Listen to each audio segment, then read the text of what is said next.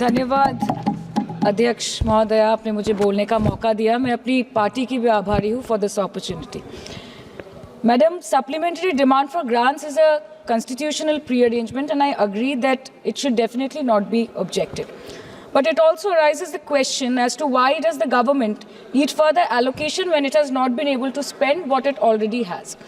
In financial year 24, government's final consumption expenditure was 14%, but it decreased to 4.4% in financial year 25 second quarter.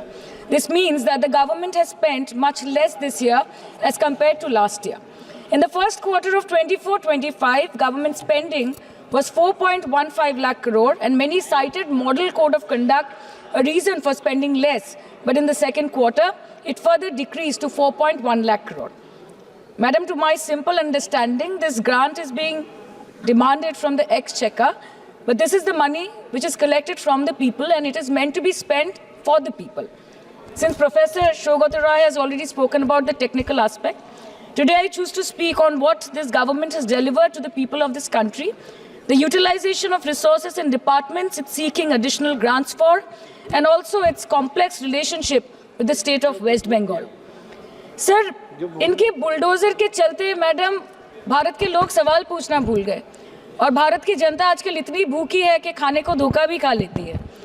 Madam, Bharat में एक middle class जो एक साल पहले एक वेजिटेरियन थाली 100 रुपए में खाता था, आज वही वेजिटेरियन थाली 152 रुपए की हो गई। टमाटर की कीमत 247% बढ़ गई, आलू की कीमत 180%, लहसुन 128% और तेल, नमक, आटा, मैदा 18%। पहले आम आदमी पॉकेट में पैसा लेके बाजार जाता था और थैली भरकर सामान लाता था, लेकिन अमृतकाल में आदमी थैली भरकर पैसा लेके जाता है और पॉकेट में आलू, टमाटर, प्याज लेके घर वापस आता है। सर, माननीय वित्त मंत्री ने पहले कहा था कि बहुत हो गई महंगाई की मार, अब की बार मोदी सरकार, और आज उनके विचार में inflation is an international problem, महंगाई एक अंतर्राष्ट्रीय समस्या है। तो विश्व गुरु, विश्व बंधु इस अंतर्राष्ट्रीय समस्या का समाधान क्यों नहीं कर पा रहे हैं? Ma'am, 74% of Indians are unable to afford a healthy diet. The household savings have plunged to a 50-year low. Around 48% of the households in this country are facing a financial crisis क्योंकि उनका खर्चा उनकी कमाई से ज़्यादा है. The economic inequality in India is a 100-year high. The country's GDP growth rate for the second quarter 24-25 decreased to 5.4%, which is the lowest in 2 years. The government's total debt has reached a staggering 176 lakh crore and the total debt is expected to soar up to 185 lakh crore by the end of the financial year. आज आपके उधार की वजह से हर हिंदुस्तानी पर 1.25 लाख का बोझ चढ़ गया और आप उनकी मजबूरी को अपनी ताकत समझते हैं। बंगाल में ऑल इंडिया तृणमूल कांग्रेस की प्रदेश युवा अध्यक्ष होने के नाते मुझे हर दिन कई नौजवानों से बात करनी पड़ती है। वो मुझे ये पूछते हैं कि मोदी जी ने हर साल 2 करोड़ नौकरी का वादा किया था, अर्थात 10 साल में 20 करोड़ नौकरी। उन नौकरियों का क्या हुआ, उन वादे का क्या हुआ? मैं बस उन्हें यही कह पाती हूँ कि पत्ते तो झड़ते हैं, उठाता है कोई कोई, वादे तो सभी करते हैं, निभाता है कोई कोई। Ma'am, as per the latest report by CMIE, the unemployment rate has risen to 9.2% in June 2024 as compared to 4.9% in 2013-2014. Female unemployment rate is much higher at 18.5% in June 2024 as compared to 7.7% 2013-14. Around 37% of working women are unpaid. In rural areas, this figure is at a horrific 43%. प्रधानमंत्री जी बोलते हैं सबका साथ, सबका विकास, सबका विश्वास। अगर ऐसा ही है तो भारत के लोग आज देश छोड़ के क्यों जा रहे हैं? 2018 से लेके 2023 के बीच 6,70,000 भारतीय ने अपनी नागरिकता त्याग दी। सिर्फ 2022 में ये संख्या करीबन 2,25,000 की थी।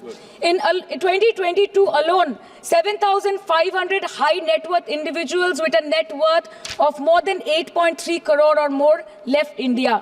नवंबर 2022 से सितंबर 2023 सिर्फ 10 महीने में 96,917 Indians were arrested attempting to cross the United States illegally. Modi ji कहते हैं कि वो सबके साथ है, मगर ये आंकड़े बोलते हैं जो सबका होता है वो किसी का नहीं होता। और बंगाल के साथ तो कुछ अलग ही रिश्ता है इनका। The relationship is that of quid pro को, ठुकरा के मेरा प्यार मेरा इंतकाम देखेगी। मतलब वोट है तो नोट है और वोट नहीं तो नोट नहीं। As per the available reports, as on 19 July, rupees 1.23 lakh crore is already due from the government of West Bengal against flagship programs like Manrega, PM Awas Yojana, Gram Sadak Yojana, National Health Mission, Central Food Subsidy. Further, 40,806 crore is projected dues against these schemes, bringing the total amount to a staggering 1.71 lakh crore. Madam, health care की schemes में सिर्फ fund हमको दिया नहीं जाता क्योंकि colour coding match नहीं करता है। सो आप सबका साथ सबका विकास जो बोलते हैं, is it hinging on colour coding? आपको रंग पसंद नहीं तो आप बंगाल के लोगों को पैसा नहीं दोगे और फिर आप आके बोलते हो कि हम बंगाल में जीत क्यों नहीं पाते। Ma'am, this is the reason, this stepmotherly attitude, जिसके लिए बंगाल के लोग हर बार इनको बड़े बड़े रसगुल्ला खिलाकर वापस दिल्ली भेज देते हैं। Even after making several attempts to crush our aspirations and our economy, Bengal government stands tall and true towards the commitment towards its people. Bengal में सिर्फ दीदी है तो मुमकिन है। The West Bengal government started transferring money to the bank accounts of 21 lakh people who worked for 100-day scheme without receiving any payments from the central government for Manrega. Even before Ayushman Bharat, in Bengal, Shastro Shati, a cashless scheme was launched, providing treatment cost up to 5 lakh for per person belonging to any strata of the society. आज कलकत्ता की किसी आलिशान private hospital में जहाँ पे एक अमीर आदमी की चिकित्सा होती है, वही बगल वाले बेड में एक गरीब मजदूर, एक गरीब किसान की भी ट्रीटमेंट होती है। यही है ममता बनर्जी का विकास। और आपके अमृत काल में the cost of medical treatment has been doubled in the last 5 years। आप फार्मास्यूटिकल्स की, सर आरजीकर पे बात ना बोले, आपकी सीबीआई पे अभी तक कुछ बोल नहीं पाए। हम लोगों ने जो, हमारी पुलिस ने जो बोला था, they are still sticking to that. So उसके बारे में मत बात करें, ठीक है? आप उत्तर प्रदेश के बारे में बात करें ना sir. Sir, medical inflation is at 14%। Regularly लिए जाने वाले दवाइयों की कीमत 50% बढ़ गई। आप सिविल एविएशन के लिए ग्रांट्स मांग रहे हैं। एक डोमेस्टिक फ्लाइट, उसकी राउंड ट्रिप की टिकट 20 से 30 हजार में बिक रही है। आम आदमी आज हवाई चप्पल पहन के हवाई जहाज नहीं चल रहा, आम आदमी हवाई चप्पल बेच के हवाई जहाज चल रहा है। You are demanding funds for education but conveniently ignoring the fact that 11 lakh children have dropped out of school according to your own data. आज भारत में सिर्फ 47.51% स्कूलों के पास कंप्यूटर की फैसिलिटीज है और उसमें 33% के पास internet connection. In law and justice, you are not being able to provide legal aid to more than 1% of the eligible population. In public enterprises, 5.1 lakh public sector jobs have disappeared in the last 10 years. Railway में करीबन 2.5 lakh post बाकी हैं और उसमें से vacancy है in critical safety categories. नए भारत में आजकल ट्रेन पटरी के ऊपर कम और पटरी के बाहर ज्यादा चलती है। मुझे दुख लगता है इस सदन में ये कहते हुए मैडम कि मैंने अपने लोकसभा क्षेत्र जादवपुर लोकसभा क्षेत्र के लिए एक बारुईपुर कोबी सुभाष मेट्रो एक्सटेंशन की मांग की थी। मुझे डिपार्टमेंट से ये चिट्ठी मिली जिसमें उन्होंने लिखा है that this project is not economically viable and this project is unremunerative. तो आपको अगर सब जगह से पैसा चाहिए तो मुझे ये बात समझ में नहीं आती कि लोग खुद के लिए आपको वोट देते हैं कि आपके फायदे के लिए वोट देते हैं। मैं आपको इतना ही बोलना चाहती हूँ, दिस वाज द रीजन, अपने प्रॉफिट के लिए आज इन्होंने सीनियर सिटीजन का कंसेशन भी बंद कर दिया और सीना ठोक के ये बोलते हैं कि 2022-23 अर्थ वर्ष में हमने 15 करोड़ वरिष्ठ नागरिक से 2242 करोड़ कमाए। धन्यवाद माननीय सदस्य। मैं 2 बात और बोल के खत्म कर दूंगी कि लोकसभा पे खर्च करके क्या फायदा मैडम, जब यहाँ पे विपक्ष को बोलने का अधिकार ही ना हो। लोकसभा के लिए भी तो ग्रांट मांगा है ना मैम।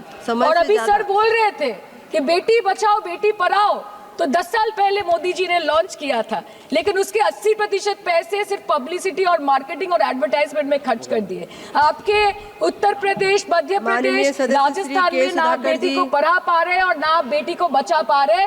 बंगाल आए और देखिए कि ममता बनर्जी ने विधानसभा में अपराजिता एक्ट में बिल पास किया है, कन्याश्री किया है।